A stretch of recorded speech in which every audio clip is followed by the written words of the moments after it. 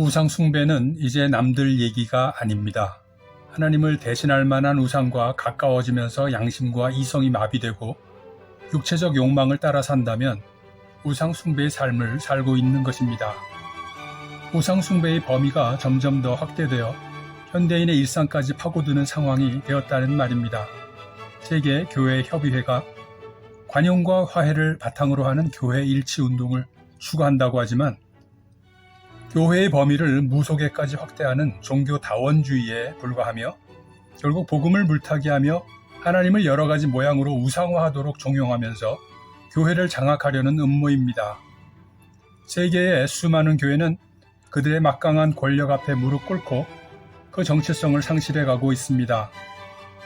현대사회에서 세계적인 재벌이나 부자들의 일거수일투족을 세상에 퍼뜨리는 건 언론의 기본 의무가 되었고 그들을 신적 존재로 여기며 그들의 사고와 행동 그대로 따라 살려는 우상 숭배의 태도는 꿈을 꾸는 현대인의 멋진 모습으로 부각되고 있습니다. 그런가 하면 미디어를 장악한 세력가들은 어린 아이돌 연예인들의 외모와 관능적인 춤과 노래로 사람들의 영혼을 사로잡고 급기야 삶의 방향을 재미와 쾌락으로 이끌어가면서 그들의 외모와 생활 모습까지 그대로 따르도록 우상 숭배의 사회 구조를 만들어 갑니다. 우상이 어린 연예인들로 확대되는 이런 사회적 현상은 지금 우리 사회가 성숙을 멈추고 유아기 단계로 역행하고 있음을 입증하는 듯 싶습니다. 20대는 물론 30, 40대까지 어린아이처럼 말하는 것을 즐기고 어린아이처럼 참지 못하고 어린아이처럼 자기 것을 움켜쥐며 사는 모습이 단순한 시대적 트렌드가 아니라 인간 사회의 기반을 흔드는 혼돈과 불이라는 생각이 듭니다. 본문에서 인간이 이렇게 타락했기에 하나님이 그들이 부끄러운 욕정에 빠지는 것을 내버려 두었다고 했는데 여기서 타락은 우상 숭배의 타락을 의미하고 그 타락으로 인해 하나님이 진노하여 그들이 부끄러운 욕정, 즉 동성애에 빠져드는 것을 내버려 두었다는 뜻으로 해석할 수 있습니다. 하나님과 피조물을 분별하지 못하는 우상 숭배의 죄는 생명 창조의 충만과 육체적 방임을 분별하지 못하는 동성애의 죄와 유기적으로 맞물려 있다고 볼 수 있습니다. 하나님은 인간의 죄를 억제하는 분이시지만 하나님과 우상을 분별하지 못하는 영적 마비에 대해서는 정도가 심각할수록 그 억제를 거두십니다. 하나님이 인류를 남자와 여자로 지으셨습니다. 하나님은 결혼을 이성 간의 연합으로 정하셨고 그리고 하나님이 정하신 이 연합을 인간이 마음대로 갈라놓아서는 안 된다고 경고하십니다. 가정은 하나님의 나라를 유지해야 하는 가장 기본적인 틀로서 하늘과 땅에 있는 모든 것이 그리스도 안에서 하나가 되게 하려는 하나님의 궁극적인 뜻을 향한 가장 기본적인 밑그림입니다. 동성애는 이런 가정을 파괴하려고 호시탐탐 노리는 사탄의 기세를 억제하지 않겠다는 하나님의 징벌입니다.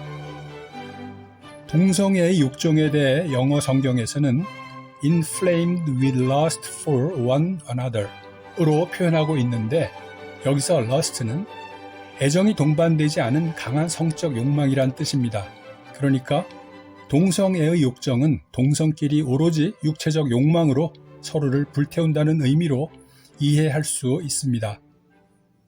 영혼에 대한 소망과 기쁨이 없는 사람들일수록 순간의 쾌락에 집착합니다. 더 큰 즐거움, 더 강한 쾌락을 행복으로 여기며 이를 위해 사는 만큼 상대적으로 인륜이나 순결 같은 인간 본연의 가치에 무감각해지게 됩니다.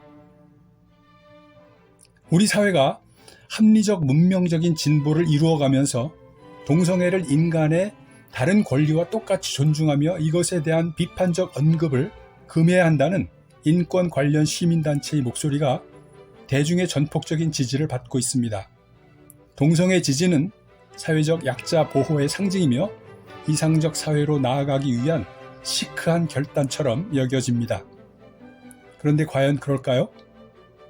이들에게 옳고 그름, 즉 선과 악에 대한 판단은 중요하지 않고 오직 시대적 흐름과 다양함에 대한 존중이 중요할 뿐입니다. 자유와 평등을 외치지만 맹목적인 자유와 개인화의 흐름을 중시하는 것이고 기득권 세력에 대한 저항일 뿐입니다. 동성애 지지는 그들의 사상과 정치적 신념을 위한 도구일 가능성이 높습니다. 한편 동성애자들을 포함한 소수 약자들의 권리 보호를 위해 제정된 차별금지법으로 인해 교회나 보수단체가 당연한 것으로 여기는 동성애자들에 대한 편견과 경계의 태도를 간과할 수 없습니다. 차별금지법으로 인해 종교다원주의가 보편화되어가는 사회적 분위기 속에서 교회가 복음을 가르치기가 어려운 위기 상황을 맞고 있는 것은 분명하지만 그렇다고 해서 동성애자들에 대한 긍휼을 상실하고 그들과 거리를 두려는 태도는 바람직하지 않습니다. 따져본다면 교회가 자신들이 처한 심각한 위기 상황에 대하여 무지하고 근시안적이라는 것입니다. 반사회적, 반인륜적 불의와 악행들이 세상에 넘쳐나고 구조적으로 견고해지고 치밀해지고 있는데 죄와 싸워야 할 교회가 이에 관심이 없어 보이고 단지 교세의 위축을 염려하는 모습만 보입니다.